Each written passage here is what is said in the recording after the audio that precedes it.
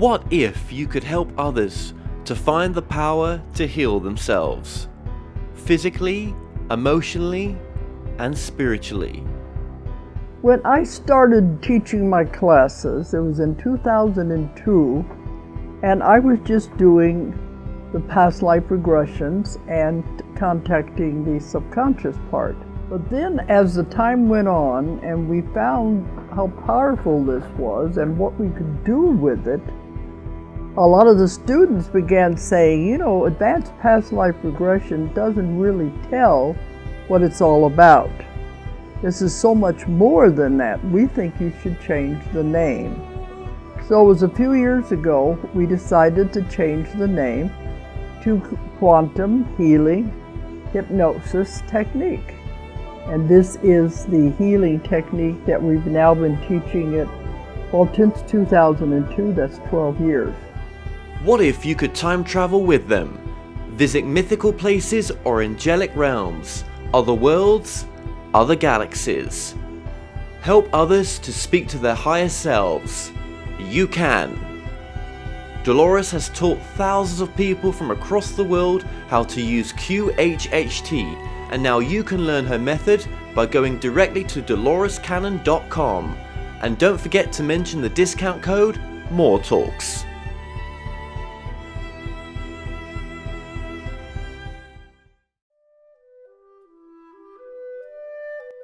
Established over 100 years ago, Watkins Books is one of the world's oldest and leading independent bookshops specializing in esoterica. We have the widest selection of esoteric books in the UK, and our friendly and knowledgeable staff are here to assist you in a unique ambience of our shop. So come and visit us in the heart of London as we're open every day.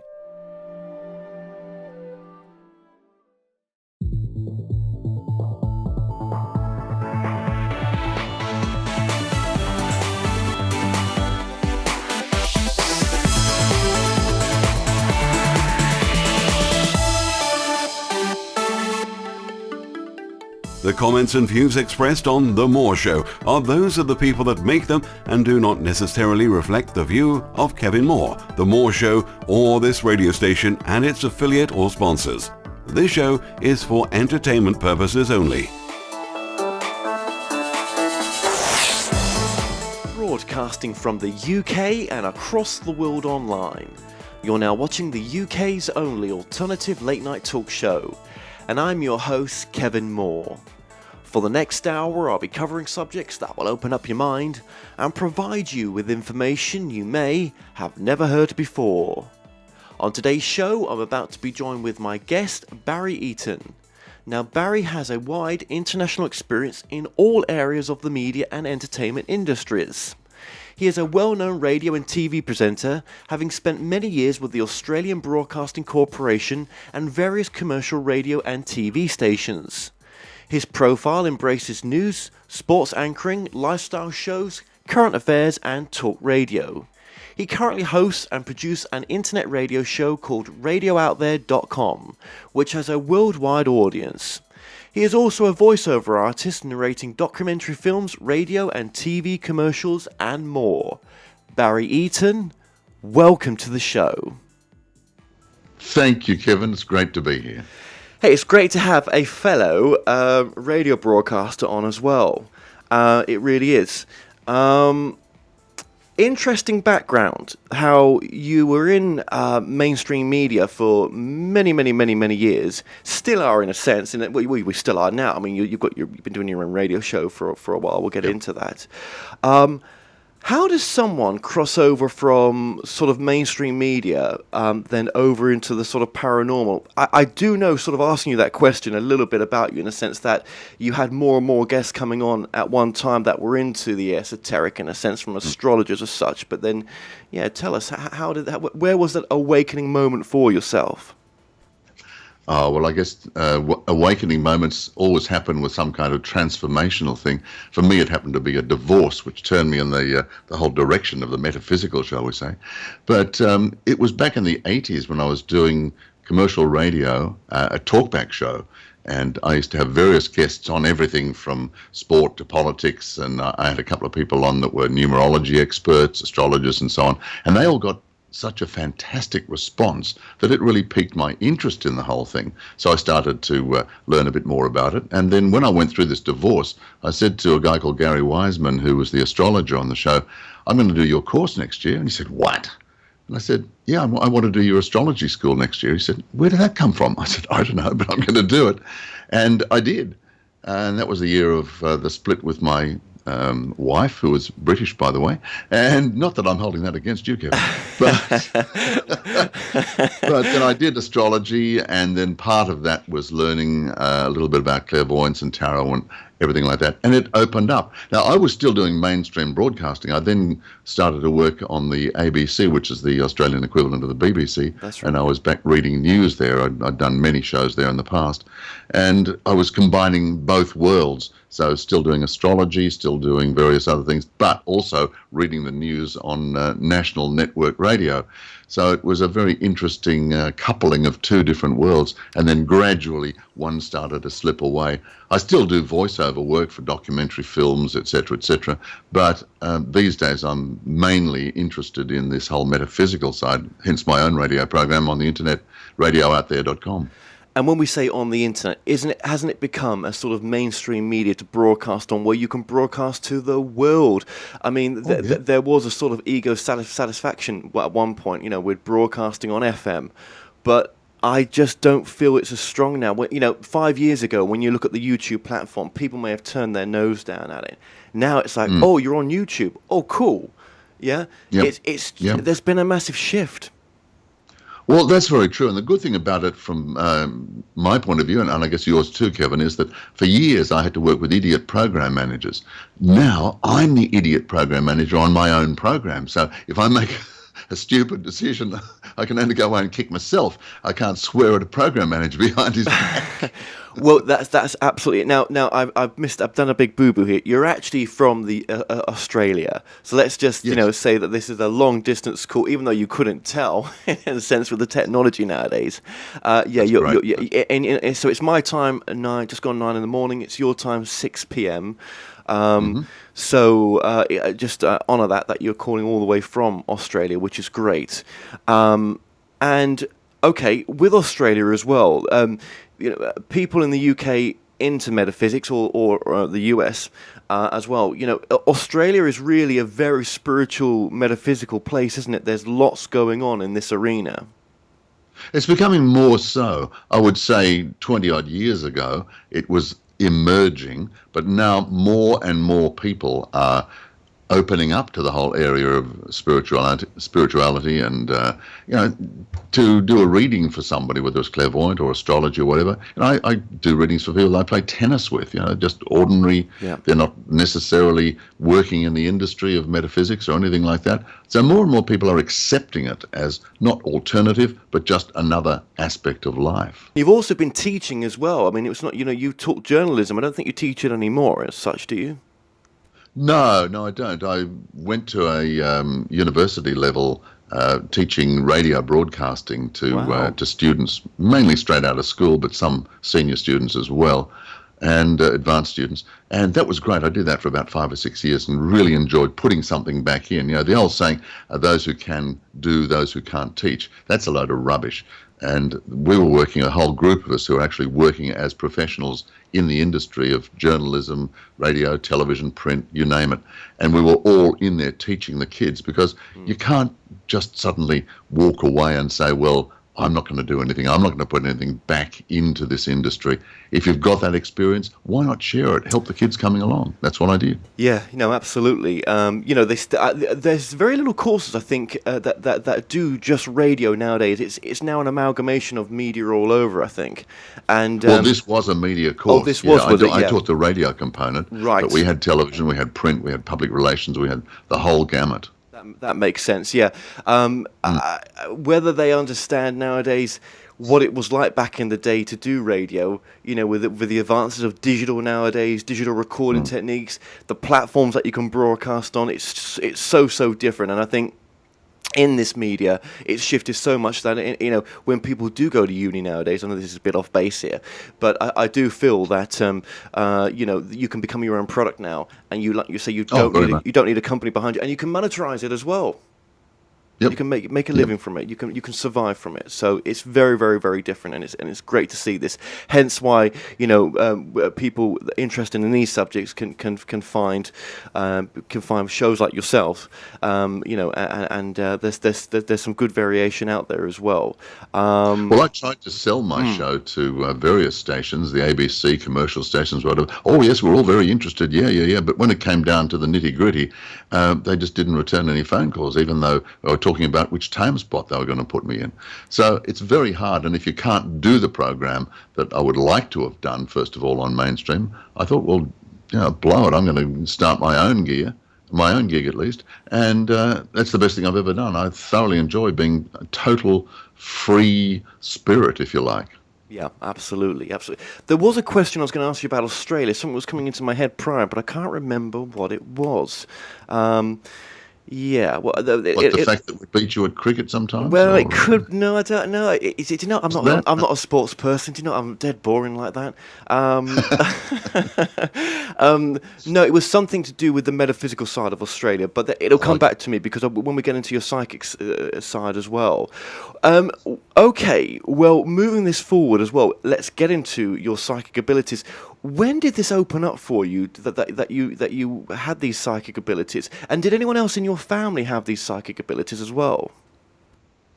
No, not overtly. I mean, everybody's got psychic abilities, and this is something that I've found. I also ran a spiritual development group for the first 10 years or so of the new millennium, and everybody can be trained in this area. It's like, playing tennis. You can hit a ball over a net, or you can end up taking some lessons, training yourself and going on to become quite a reasonable player, even a professional. It's the same with clairvoyance, psychic, any of these intuitive abilities. We've got them, we just ignore them. So I started, as I said, once I went through my divorce and came out the other side looking for a whole new beginning, looking for something different. I've been doing much the same sort of thing for quite some time. So I sort of put it out, a plaintive cry out to the universe, I want something new, give me a new direction. And I got it. And then, having done that, I was able to move on and advance. I've written a lot about it in my first book, which is called Afterlife. How, after doing some psychic work and whatever, my partner passed over suddenly in 1997, and then we were put in contact with each other by a medium, and then I was given permission and then able to develop my own medium abilities as well. So it all comes down to intention, and that's the same thing with any aspect of metaphysical work, intention, or any kind of personal development work. You have to have that intention as the starting point. Once you've done that, you can then start to move into it. That's so true. And I've just reminded myself what I was going to ask you about. Yes, it was a sense that we have psychic channels over here, and I've watched one of the psychic TV shows that are broadcast over in Australia, and I've got to say it's really, really cutting edge. It's really, really good. It's really well done as well compared to a lot of the other shows in that medium. Yeah.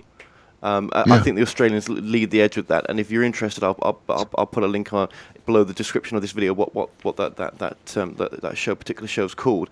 So I do, there is a lot of, I do see the Australian way of doing it. Sometimes it is actually, it's pretty cool. There's some pretty cool people in charge of that. That's got some good thinking. Okay. Now, you've mentioned, actually, just going back to your divorce there as well. Yes, you're dead right. Yes. When you're going to go through something like a divorce, what a massive shake-up that causes. And there's nothing like crisis in someone's life to really set them on the path that's available to them.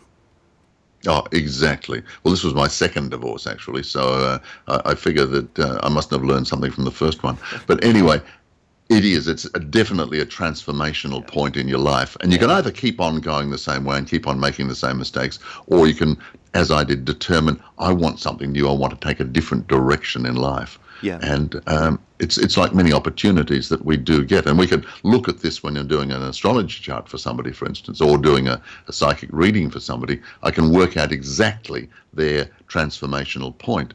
And sometimes these are predestined, as I've written about in my latest book, No Goodbyes. And this is destined before we even hit the planet, so that we have agreed to certain things, certain large events in our life that will happen come hell or high water. And as you say, there's free will mixed in with that as well. So, for example, what I mean by that, if someone was destined to come in our life that we had chosen pre-incarnating down here, you still have both of the free will how you're going to take that relationship, what you're going to do with it. Yeah. Yeah, I mean, just because you've agreed to come together, and that may well be because of your karma or a predestined agreement, that doesn't mean to say that A, you're going to stay together, B, it's going to work, or the fact that it even has to be a love relationship. It can be a really conflicting relationship where it could be somebody that you're fighting with all the time, a colleague, a boss. So that our destiny is not just, people seem to think of destiny as a boyfriend-girlfriend situation. But no, it's not that at all, because our predestined contacts are with people that we are coming back to work through a particular situation with. Sometimes it's for our benefit, sometimes it's their benefit. But it's there, and how we treat that, that's where our free will comes in. If everything was just predestined, we'd just be puppets dancing on some celestial puppet master's strings. Yes, so true, so true. And just on the psychic thread there as well, obviously with you being well time served in this field as well, do you feel that when you give readings to people with all the best intention, that it's just a potential future, that with the energy as it is in the current moment, this is where it will lead to if you carry on like you are, but there is free will to change it? Yeah, very much so. But as I said before, there are certain predestined things, but they can come up as opportunities. Now, whether you take advantage of that opportunity or how you take advantage of that opportunity, I can be doing a reading for somebody. I can look at their astrology chart or whatever and say, yes, there is an opportunity here that's going to come your way for an employment situation or a change of relationship or a house move, for instance. 12 months ago, I was looking at selling my house and moving because of something in my astrology chart. Well, I got through that point and then decided, no, I'm not going to do that, even though I was influenced at the time because of the energies around astrology. But you still have the final say in these things. And that's where free will comes in to play with our destiny as well. Absolutely. So, for example, that's a good example you gave there, actually. You're still much in control, even though you're able to do this for yourself as well. Sure. So, for example, when a psychic gives a reading and certain threads of it do not come true, I do believe that that's because either you've changed it, what was going to happen, or by giving the future in that moment, it dissolves that very path that was going to happen, maybe. Well, maybe also it's to show that if you stay on this path, this is going to happen. And you can go away from that reading knowing that that's the path you're on. And you think, God, I don't want to do that. There's no way I'm going to do that. So having made that, you change your intention, you change your mind, and you move in another direction. And maybe that was the purpose of the reading in the first place, just to make you think. And maybe the purpose of the reading as well was to give you the option that you never considered that was even on the table in the first place. Exactly. Yep, right on. So when we tear a new arsehole to a psychic sometime that's got it wrong, actually there's a different way of looking at it. There's a different way of looking at it. Well, that's very true, but it's also very important, as I've been told from my spirit contacts for my book, No Goodbyes. I'm in touch with a whole lot of people on the other side, and they do say to me they are very worried about some of the quality of psychics and mediums that have emerged from the woodwork, shall we say, in the last decade or so. A lot of people just do some kind of weekend tarot course, go out and hang a shingle up, and they can give some very, very harmful advice, very dangerous advice. So you've really got to be very careful who you go to, and if you find that you're getting that kind of advice or you're feeling very bad about it, pull out. Don't listen. That's it. I'm sorry. Forget it. Bye-bye.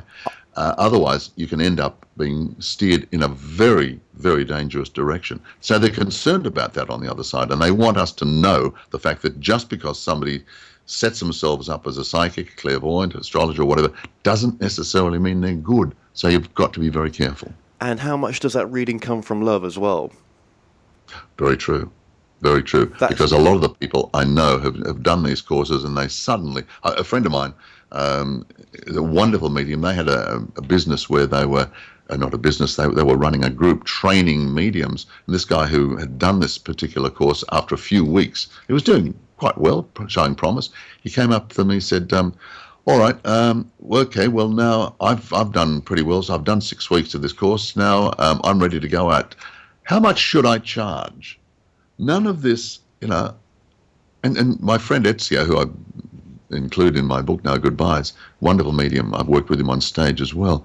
And he was horrified. Absolutely. He said, "You're not ready to do that at all." But his first question was, "Well, I'm ready. How much do I charge?" So the whole thing was about money. There was nothing in it to help people, nothing about it in sharing advice or being there for them. It was all about me.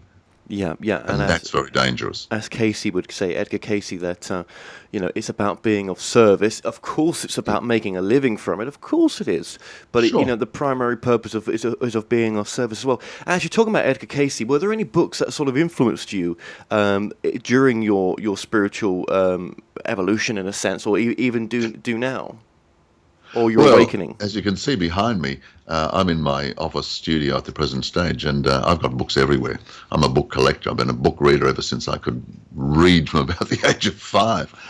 But there are always a couple of books that have a big influence. I think just after my partner, I mentioned before, my partner Judy passed over in 1997, I was put on to Dr. Michael Newton's book, Oh, yes. Journey of Souls, and the follow-up to that, Destiny of Souls. And that had a tremendous impact on me and helped open doors. I'm now working with a guy called Peter Smith, who was the international president of the Newton Association, or Newton Institute. And that has had such an impact and has flowed right through. Even though I've never met Michael Newton himself, I'm still now working with a key member of his team, and we're doing stuff together.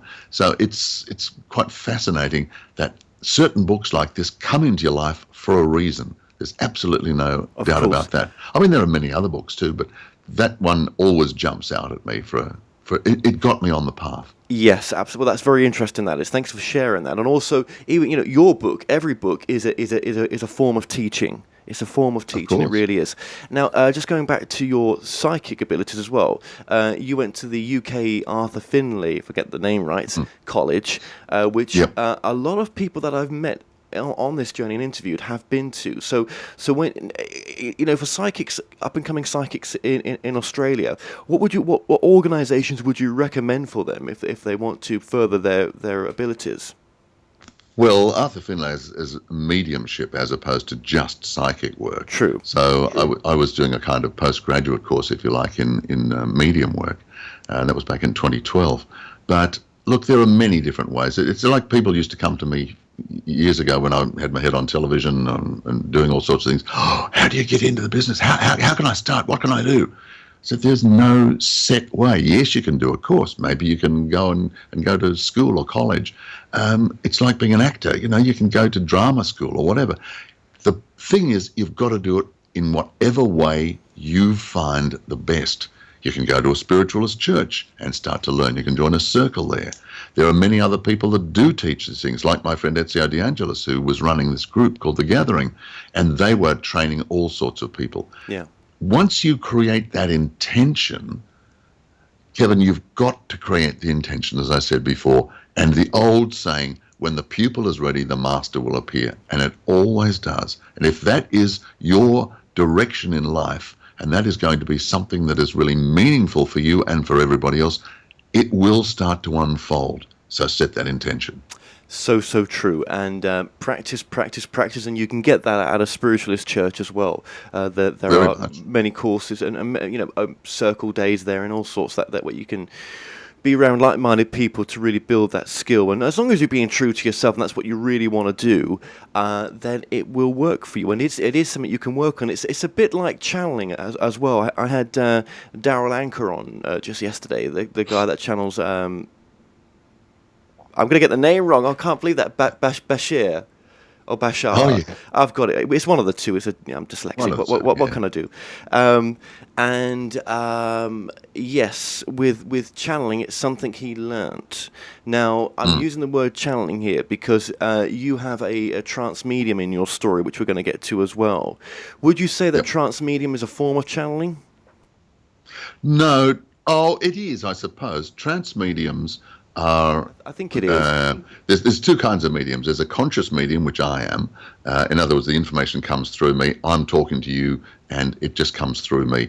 The other is a trance medium who goes into a deep trance and allows their physical body to be taken over by an outside source, as in my friend Kelly, who's an amazing trance medium. And all sorts of people come through him, particularly a guy called John, who happened to be his father, funnily enough, a former journalist, film producer, and so on. And John brings through information that is breathtaking. He really does. Yeah. And I know that it's not Kelly making things up, because his voice changes, his demeanor changes, his whole language, his approach, his body stand, everything changes. And that is the true form of channeling, I guess. I've done a little bit of channeling. I did some while I was at the Arthur Findlay College. It's not something that I particularly enjoy. Maybe I'm a bit of a control freak. I like to stay in control, as opposed to sort of clearing out, letting somebody come and talk through me. I have done it, but it's not my choice. I've had a lot of channels on. There's a shift in channeling that's been going on for the past 30 years. And trance medium channeling, it's shifting from that most definitely, where it's a lighter form of channeling. It's more conscious channeling, coming through the higher self, no voice changes, no sort of demeanor changes. It's a bit harder because you're more present in the channeling, so there's more resistance there for the channel to come through. But the thing is, when I get John through, John Dingwall his name is, and he was a writer and producer of a wonderful Australian movie, a classic movie called Sunday Too Far Away, if anybody wants to Google that one. But when John comes through, what I found, I thought all of a sudden, my God, I knew this man, I worked with him, and all of a sudden he's become the font of all knowledge on the other side. But then it emerged that he is just, I call him the spoke spirit for a group of something between 95 and 100 different spirits on all levels of the afterlife are speaking through him. So as my guide told me, he said it's like you when you're doing news reading. You've got all these journalists and correspondents and all sorts of people bringing you the product. You are the one that the audience sees or hears, and you're bringing them the information, but it's coming from sources all over the place. And this is what John does. So that in that instance, it's quite fascinating. And I haven't had any kind of reaction to say that other people are doing this sort of thing as well. Maybe they are, but most people seem to channel one spirit.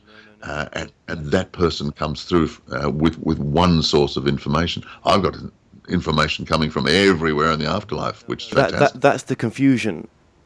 When you look at Abraham Hicks, channeled by Esther, it's not Abraham Hicks, it's Esther Hicks channels Abraham. Abraham is a collective group. It's not one, it's a collective. Cryon is a collective group.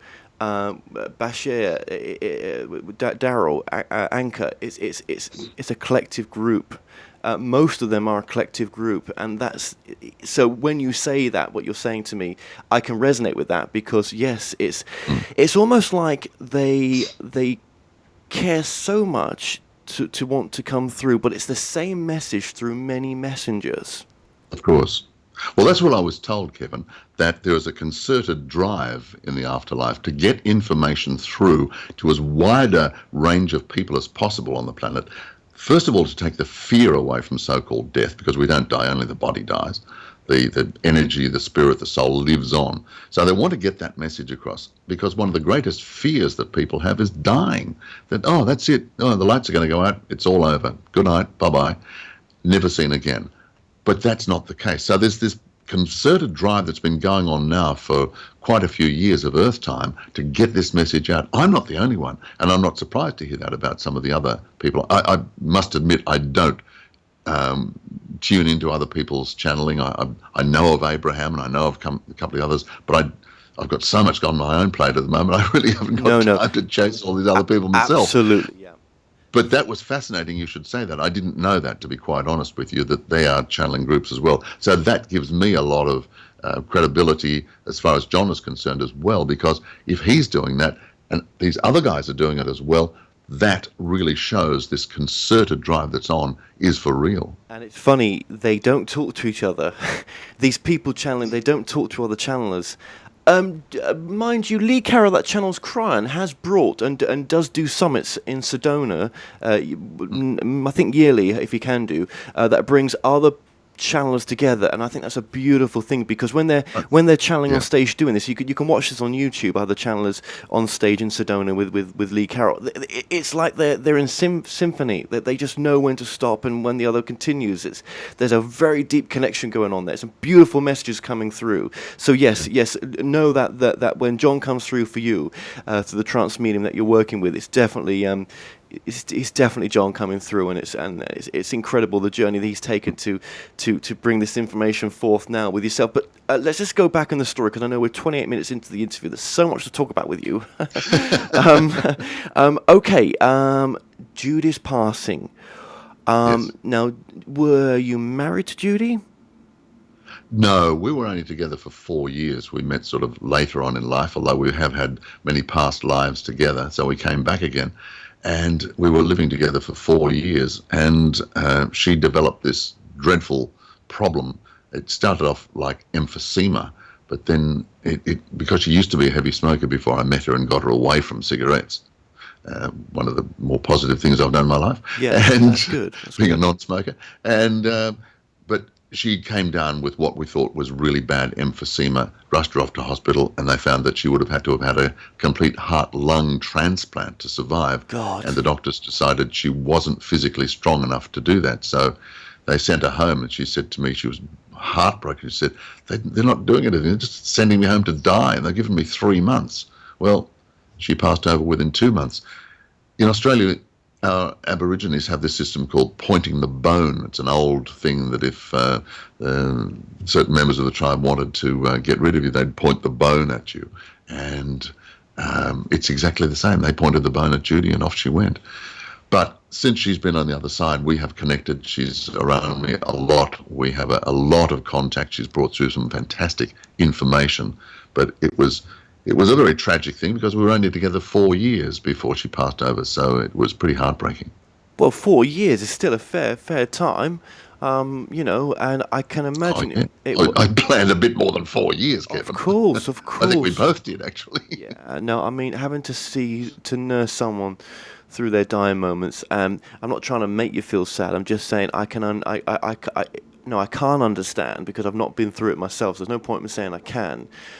I know what loss feels like, in a sense of a relationship where someone's walked off, they may as well have crossed over, but I've never gone through what you've had to go through. Do you know what I mean? So it must have made you, it forces you to change, doesn't it, in certain ways?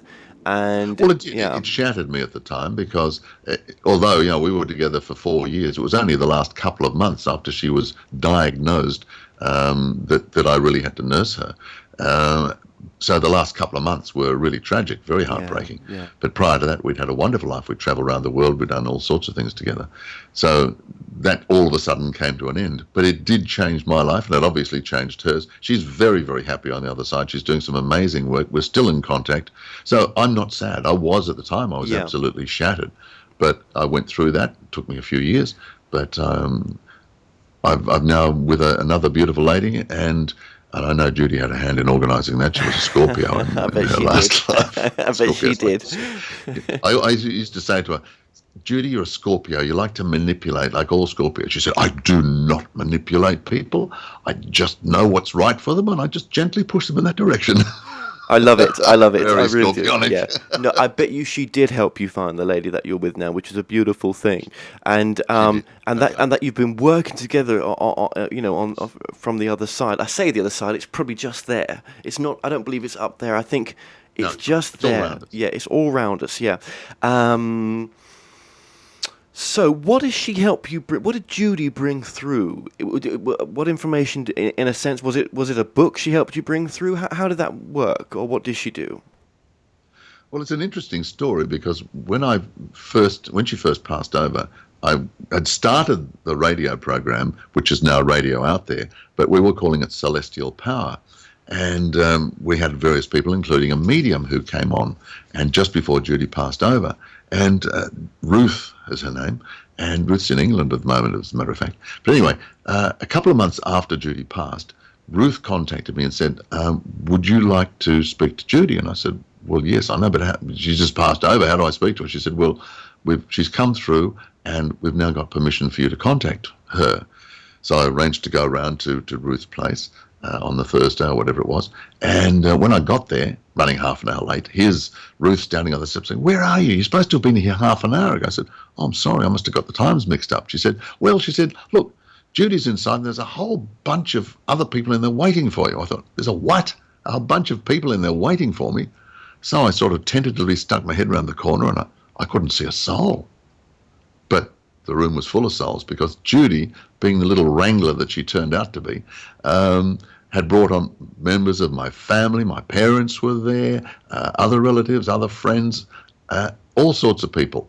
But she was there as the prime thing. That was my Christmas present that particular year, just the time that she passed over. So it was amazing. From then on, we were given permission to be able to communicate with each other. It started off as automatic writing, and then as my medium abilities progressed, and I know I was given tremendous help from the other side, we then started to move in different ways. Well, being able to communicate directly. But then I started to get messages from Judy. You've got a book to write. And I thought, oh, yeah, okay, right. I've got other things to do as well. No, you've got a book to write. So these messages kept on coming through. A couple of years later, when I still hadn't started the book, I kept on getting messages. Oh, Judy says, when are you going to write the book? I even got a phone call from a guy that Bob Murray, who recently passed over, wonderful medium in Canada and used to be a guest on my radio program. And when I contacted him to find out the latest interview, he said to me, oh, Barry, he said, I've got somebody called Judy that's come through. She said, when are you going to write that book, Barry? Now, Wow. Bob didn't know anything about Judy at that time. Wow. And I thought, oh, God, all right, I'm being nagged from spirit now, so I better get in and write the damn thing. So I started to write a book, and then long story short, it morphed into a book called Afterlife, which came out in 2011, Afterlife, Uncovering the Secrets of Life After Death. And a lot of it was influenced, a lot of it was contact with Judy through various mediums, and that was the beginning of my journey there. But ever since Judy's worked with me, as I was running my groups in the first part of the century, she used to come along and wrangle spirits in there so that I could communicate with them and show the group how to contact people on the other side. That's why I called her my little wrangler, spirit wrangler. And so we've stayed very, very close, and she's always there for me. And both of my books, Afterlife and No Goodbyes, have got both tributes and a lot of information from Judy from the world of spirit. Very interesting. Yes. I've lost my train of thought again. There was a question there. I was like, right, I've got to ask that. That's so interesting what he's just said there. And it's left me because there's lots of threads to this one. How much trust was there in knowing that you had this ability that you have and to be able to give answers to people that were in a vulnerable position in a sense, yet you just had to have the faith that what was coming through you was right? I mean, that takes a lot of trust, doesn't it? Well, it does. And I think every medium I know, particularly in the early stages, they're all thinking, God, am I making this up? Where is this coming from? How do I know? You know, everybody goes through that stage, but then you start to get some verification from various sources. And once that happens and you start to then realize that you're not making it up, the information is there, it's verifiable, and you are doing a good job with it. You're helping people, and you're also helping yourself because you're advancing, moving on all the time. And once you have this proof, then you can just go on and accept what comes. Sure, we all make a mistake every now and then. Of course. And this is where it's so important, if you do contact a medium, to make sure that they are experienced, because it's so easy to mix up a message or get the wrong gist of a message coming from the other side, particularly if they're showing you images and things like that.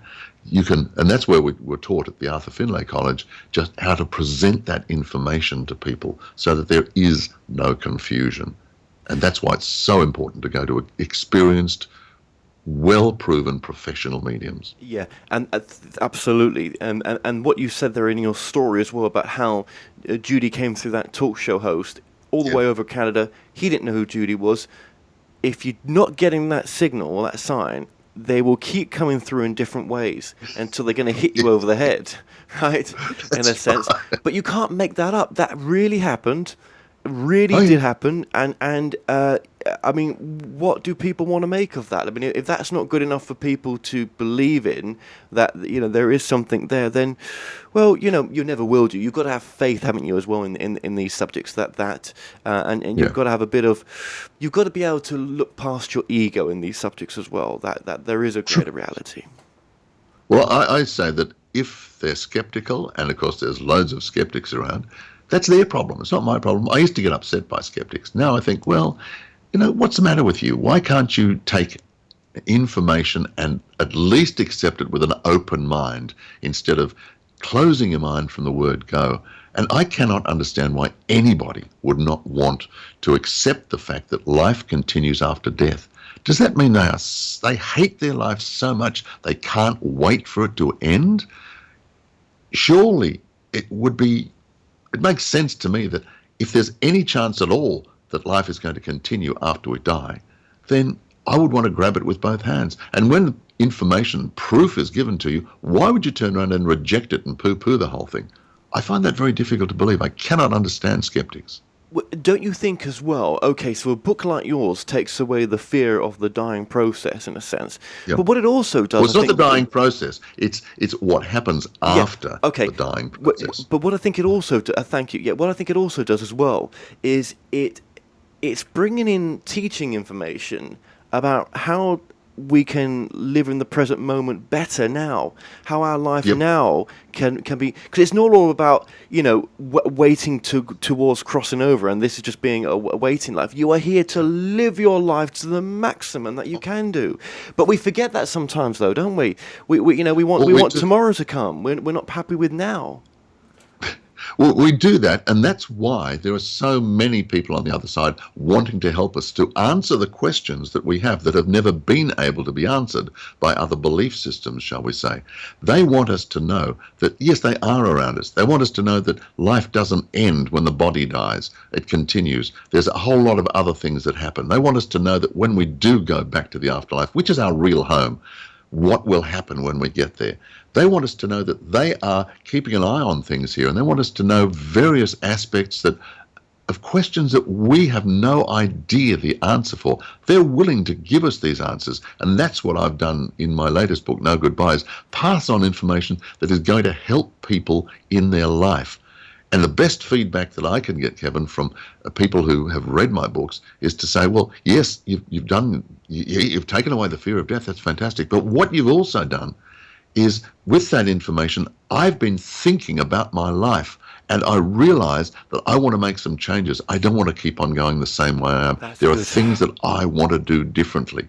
Now, to me, that is just brilliant when I get that feedback. I love it. That is all about... it's like me, you know. I feel like I've been in hospital for 2 years, not almost 2 years. You know, repairing myself after my last breakup, right? And I feel like now the bandages are off, the cuts are done, you know, everything's okay, and I'm ready to move on now. And I'm going to live my life to the max. I really am. Even doing this show daily, almost 5 days a week, I still have my own doubts. I channel myself. I still have my own doubts. Yeah, it's an ongoing process. Well, stop doubting yourself, Kevin. Well, I know, and it's. I have stories. Give yourself permission. That's the secret. I'm hearing those words you said earlier on, and they came back to haunt me in my ear a few moments ago. Actually, I was like, "What did he say? Oh, yeah, it's something about permission, wasn't it?" Yeah. So I think it really is about the present moment in a lot of respects. But I think that as you say, this book, in the end, brings it back to that, and all good books do that. Well, it does. Yeah. I end up my talks when I give a lot of live talks and whatever, and I host the Afterlife conference down here in Australia. We're doing it again in Byron Bay in January, which is near where I live. And I always end my talks with a quote that I got when, I don't know whether you know the Chinese philosopher Lao Tzu, who lived many centuries ago. Lao Tzu came to me one morning at about 3 o'clock in the morning and woke me up. And I really didn't know much about Lao Tzu at the time, but subsequent investigation showed who he was and whatever. And I finally found, with the help of my partner Anne, how he wanted me to have a certain message. Now, the message that I close my talks with relates to what we've just been talking about, the past. Because Lao Tzu's, one of his famous quotes is, if you are depressed, you're living in the past. If you're anxious, you're living in the future. If you're at peace, you're living in the present. And I think that just says it all. So many of us are so depressed, but you have a talk to them. What are they doing? They're living in the past. Oh, why did I do that? Why did that turn out? Why did that person leave me? Why did I get fired from the job? Why? Or else they're so anxious. Oh my God, am I going to be able to pay the rent this week? How am I going to get a new car? What? The TV's broken. How can I? Anxious, the future. Depression, the past. Be in the moment and be peaceful. I've suffered from loneliness a little bit. I don't know if that's past or present living in sometimes. There's a lot of loneliness about, Kevin. There really is. I've had so many people lately talking about loneliness. I think it is a syndrome of the 21st century for so many people. It could be. I've combated it in a sense, or healed it. Not combated, that's the word. I've healed it through just knowing that everything in the moment now is perfect, and you are where you need to be. You are where you need to be, so make the most of it. Exactly. So, I mean, if you just got depressed because you had a relationship breakup, and you're anxious, am I ever going to meet somebody new, or am I going to be on my own for the rest of my life? You're not living in this moment. And in this moment is the time that you may very well go out, do something, and meet the person that you really want to be with. Absolutely. She better be American. She can speak a few languages. No, I'm joking. Yeah, absolutely. You just don't know, right? And one thing I always say is don't have any... I really am into law of attraction right now, and I really do love it so much. It's so powerful. It's been there since day dot. We've just called it different words and different names. And when you've got no attachment to the outcome, but you are saying that you already have it now, and you're living as though you already have it, with no attachment of the outcome, it's such a beautiful process. It really is. Can I say one thing here? The law of attraction, I think, has been beaten up by so many people as to, oh, I really want something. I would love a new job. I would love a new Ferrari. I would like this. I'm going to sit back and wait for it now. I've told the universe that I want it. The next step is getting out and doing something. It's all very well creating your intention, that you've got to take some action on the whole thing. And that's what a lot of people don't do. And I think that's where the law of attraction can work. People I work with, and I know the way I do it myself, I prefer to call it the law of manifestation, because you can create the thoughts, create what you want, but you've got to get out there and help manifest it. You've got to do your bit as well. Of course, and any good law of attraction presentation always says that as well. And a lot of the old law of attraction books that are out of print books now, which you can get, they're kind of free to get, always talked about these principles that you have to go and do it. You can't sit there and wait for it. Do you know what I mean? Exactly what you've just said. You've got to go and pursue it, and with a bit of blind faith, not with stupidness in the sense of taking ridiculous risks or down to your last penny. No, but a bit of blind faith in there, and just go for it and just see what the universe brings to you. It's always for your best. I've learned that the hard way. But it may not happen when you want it to happen. No. Because there's a project that I've been working on with somebody for a while now, and I'm convinced the project's going to happen. The other guy is sort of really getting to the desperate stage, saying, oh, when's it going to happen? I said, it will happen when the time is right for it to happen. It's no good trying to say, yes, but I want it now. I need it right now. Tough. It'll happen when it's going to happen. Something's just not right out there right now for that to happen. There's something that's not happened, or you've experienced that. It just, I know, I get it, I do, and we don't need to live in that pain, and that's good to mention that.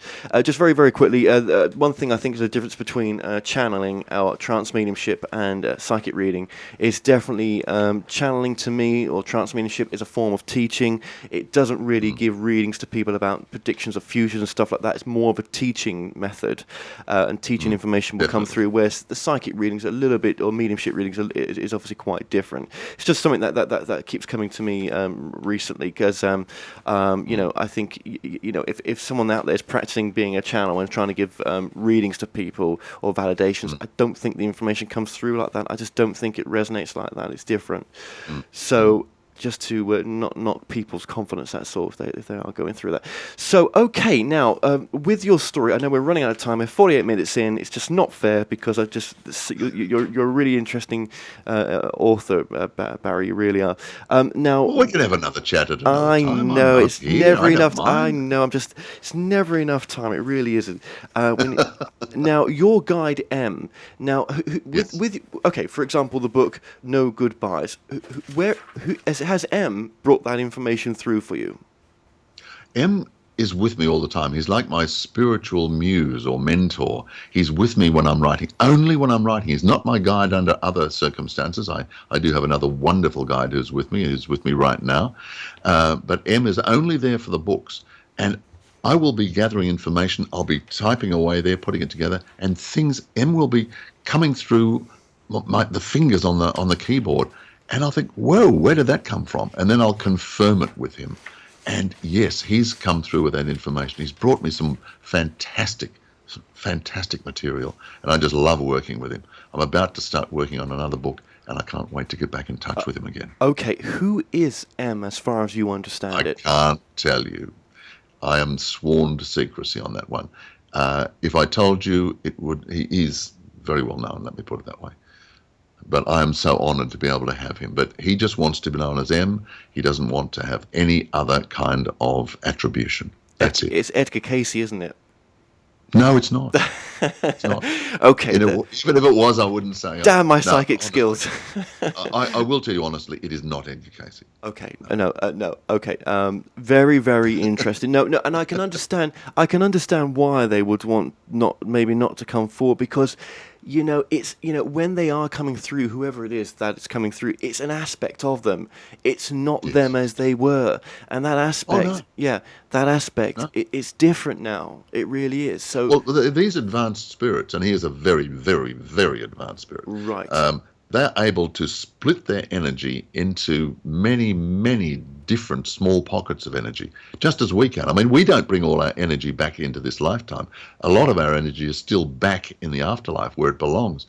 And we've only brought a certain amount with us. But these guys can just split their energy and be in so many places all at the same time. Yeah. And this is what they do. And it's just remarkable. It is incredible. And okay, so M's what brought this wonderful information through for this latest book, and what I like about this book is it's a very nice, easy read, but there is a lot of new information in here as well. Now, would you be surprised that the information that's in this book actually is not the truth, and actually it's far, far more amazing than that, and this is the truth as much as we can handle it, but it's not the truth. The truth, if there is a truth, is much, much greater. You mean the truth, the whole truth, and nothing but the truth? Well, there's probably infinite levels to go to. So the level that this information is brought through... They will only share a certain amount of information with us. You're quite right on that, because we can only handle so much. Our poor little human brains are only capable of taking in so much. Yeah. Plus the fact that we can't just be given an overload of information. We're here to learn. We can't just have it given to us on a big teaspoon somewhere.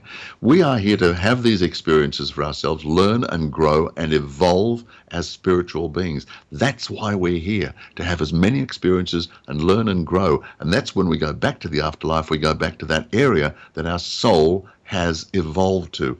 That's why it's so important. Yes, we get help, but we still have to take responsibility for our own actions, make our own decisions, and take responsibility for them. Very, very important information they've given me there. Absolutely, Barry. And I don't mean to, I'm not singling out this book. I'm saying any book that's written on this subject matter, all the books out there that have ever existed, there maybe is a different a level that we've just not even aware of. That's just so amazing that, as you say, we're not ready. We're not ready to understand it. What if the level that this information comes from, there's infinite levels above them, and they're channeling to higher levels to bring through information that's even new to them? But it's like when we go to school, it's no use taking a kid who's in kindergarten or primary school and giving them education lessons from the university. They can't handle it. And we're the same thing. We've all got our level of development, our intellect, our everything. They can't just give us information that would absolutely blow our minds. We have to take it in stages. And then when we go back to the afterlife, we're able to process that a lot more. And so we learn and so we grow. And that's what it's all about. So true. I guess I'm only saying this just to see, look at the magnificence of what the soul's, just to think that the soul's going to go to heaven and that's it. Well, there must be something better to do on a Saturday night. So I'm guessing that there's many infinite mansions levels to go to progress onto, but we keep coming back to planet Earth. It's very addictive, isn't it? There must have been, I say this a lot to people, a massive queue that you were so intensely wanting to join, to come back here, yet we hate our lives sometimes, don't we? Yet you imagine how desperate you were to be here in the first place, to come back. Well, that's right, but we have agreed to it. We don't just suddenly turn around and say, look, I'll have my parents, I'll have one of those and one of those, and I want to live there, and I want to live down by the sea, and I want this. It's all organized. I mean, you've got your karma, you've got your destiny, you've got things you've got to achieve, and it works in with other people. It's not just you. There's a whole jigsaw. They use the word tapestry over there. We are part of a giant, massive, cosmic-sized tapestry, and we are forming these little threads here and there. So it's not a matter of what we want to do or join a queue. We are really organized in this whole area, and we've just got to come along here and do exactly what we set out to do from our spiritual lessons in the afterlife itself. And once we can do that and we can remember what we're going to do and learn to connect with our soul, the soul attaches itself to the heart. If you're in doubt, put your hands over your heart and connect with your soul. Do meditation, and your soul knows your journey. Your soul knows where it's supposed to go in this lifetime. So listen and go in that direction. That's what it's all about. Right, that's interesting what you're saying there. You're saying listen to your soul and you'll find purpose, maybe, or at least, yes. Or could you say it? Could I say it differently? Listen to what turns you on the most and go for that in life. No, I think that's a little bit too surface, like what turns you on. I mean, you can say that having a curry on a Saturday night turns me on. That's not necessarily it. Your soul knows the direction. The soul knows your purpose of why you're here, why you've agreed to come back, and where you are at any given point. That's what you need to do, and not just what I want to do. There's a bigger purpose. Well, hang on. What about then, to change the words I said to what gives you the highest joy to do? If something gives you the highest joy to do, then follow it. If it doesn't, don't do it. I mean, I'm moving to Amsterdam because it's the highest joy for me. I'm not sure. I mean, maybe I'm listening to my soul and I don't know, but I don't think I am. But I think I am. Maybe it's in tune there somewhere. I'm going with what gives me the greatest pleasure to do, the happiness, the fulfillment, that inner fulfillment. Am I doing it wrong? Well, maybe your spirit advisors and your own heart has led you in that direction, and you're thinking with your surface mind, your conscious mind, oh yes, I want to go to Amsterdam. But maybe underneath, you've got instructions like a lot of us do in the middle of the night. Our guides come to us. We leave our body at night. Our soul leaves the body, goes off and connects in the spirit realms. And that's when we're educated. That's when we get our instructions and our new directions and whatever. So you're following the footsteps that maybe you've been sort of directed into. So I'm not saying that everything is totally controlled, but your soul knows where you're going, and how it manifests, how you get to do it, well, does that really matter if that's the right direction for you? And your soul, let's just personify this, your soul is you. You could call it your higher self. It's that aspect of you. It always is you. It's just you.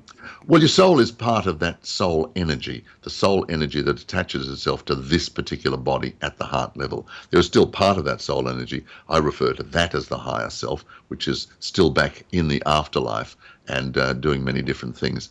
And this is... well, I've lost the thread now, is what I'm going to say, actually. It gets so complicated, this whole thing. Okay, so let's just move it on then quickly because of time. I would carry on otherwise.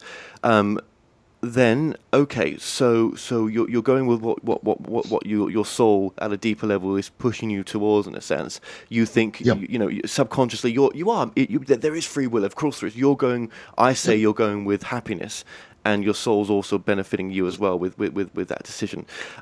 When we find ourselves in a crisis then, and it's very painful, and we feel that life's just so bloody difficult in the moment because of the crisis we're going through, I do say Yep. that crisis is the grandest way that a soul learns, in a sense that it's the quickest way to evolution to get you to that next place where you need to be. Yes, agreed. Agreed. Because we can be so complacent. If things are going really well, we're floating along, having a great time, we're not going to make any great life-changing decisions. We have to come to a crisis point. Otherwise, we just keep floating. But it doesn't have to be no pain, no gain, does it? No, not at all. Not at all. I mean, I moved to where I am now 6 years ago. I had a lovely house in Sydney by the water, the full bit. I had this message, if you like, from Spirit, a kick up the backside. You've got to move, and they told me where I had to move to. And I've moved here, and things have worked out amazingly.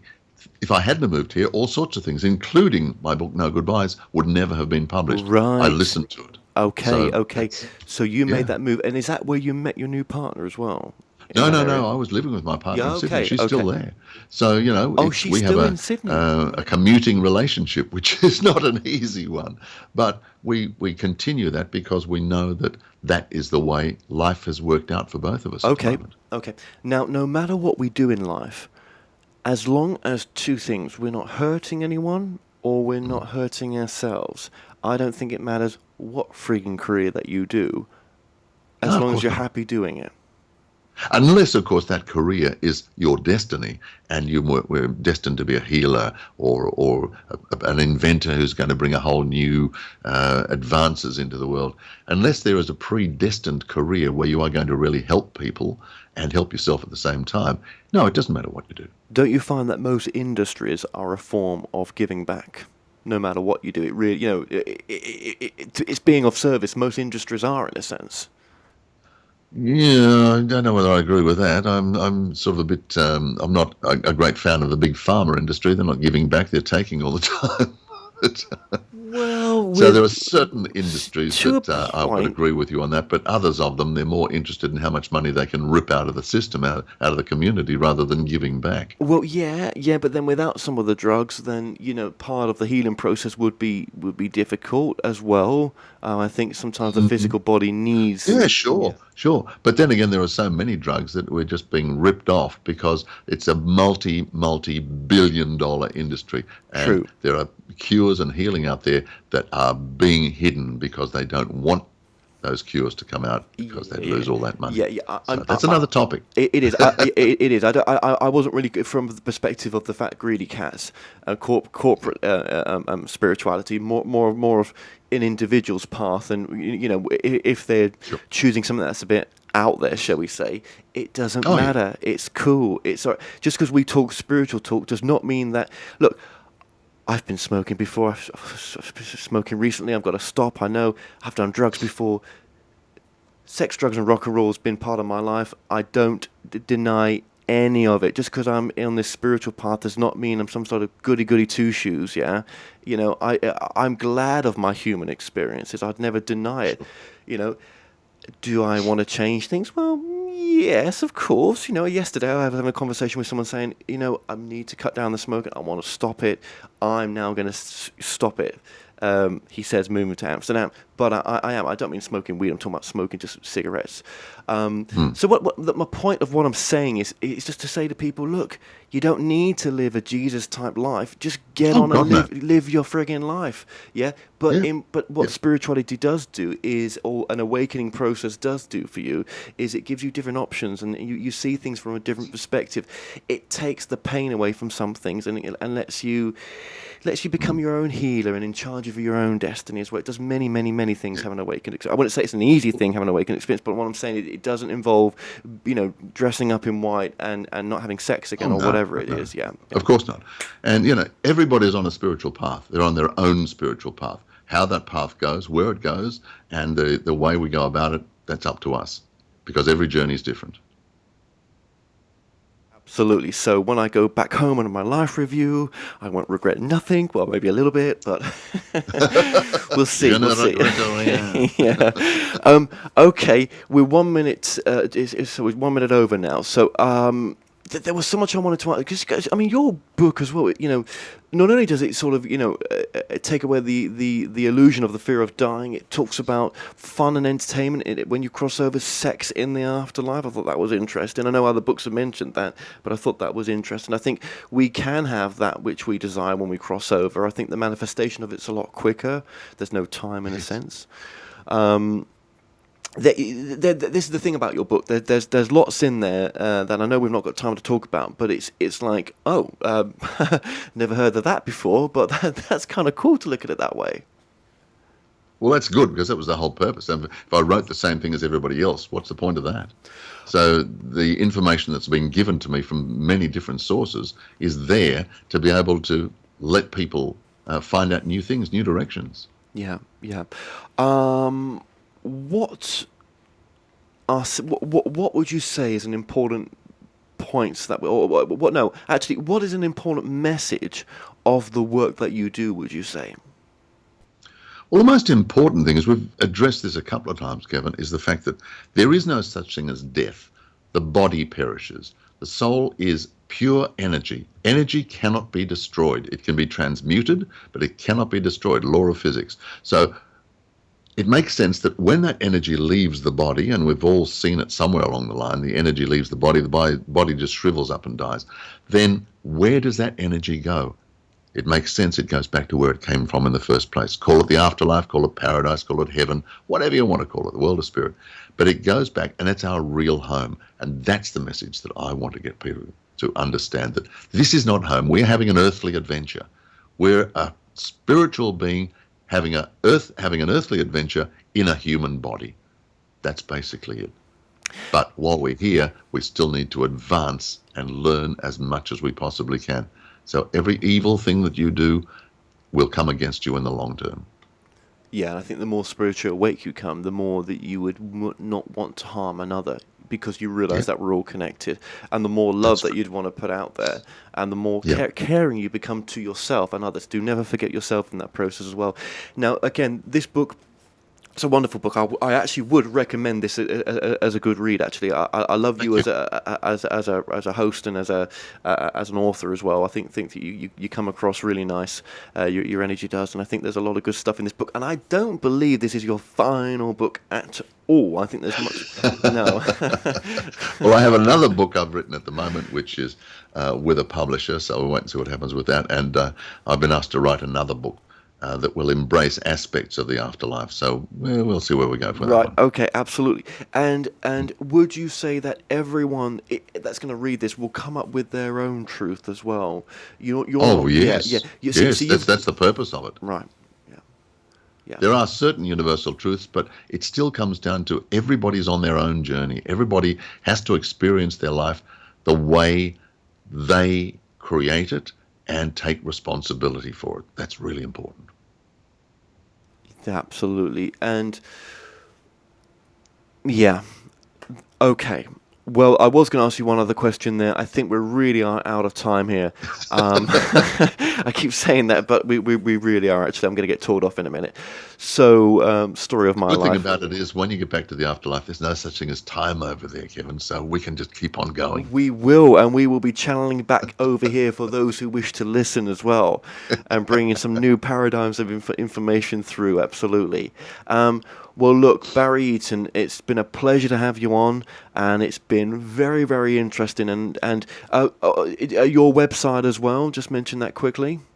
Well, the best one is to go through my radio website, Radio Out There, all one word, 3 words but joined together, radiooutthere.com. And you can link across to my books. I've got websites for my books as well. So, but if you go into the radio program, and it all goes from there. And if someone's interested in having a reading with yourself, is that possible? Sure. Radio out there at gmail.com.au. Okay. Is it? No, okay. Radio out there at gmail. Oh, you got me here, Kevin. I've got you there, haven't I? No, it's all right. I knew I was going to get I you. only say this about 50 times a week. It's okay. We're putting it on the bottom of the screen now. So we'll put it on the bottom of the screen now. We'll get my producer just to do that quickly. He's putting it on there now. Okay, well, yeah, if you want to get, and we'll link up ways to contact you at the bottom of this video on the YouTube page as well. So I'd just like to say, Barry Eaton, thank you so much for joining us today. It's been such a joy to have you on. Thank you. That is my pleasure, Kevin, and thank you very much for inviting me. Well, we've come to an end on tonight's show. Don't forget that you can listen and watch all our past interviews on The More Show's official YouTube channel. Remember to subscribe to our YouTube channel for new daily shows. You may also find out more on our past and upcoming guests on the show via going to themoreshow.com, and do like us on Facebook and Twitter for the latest updates. So until next time, be safe.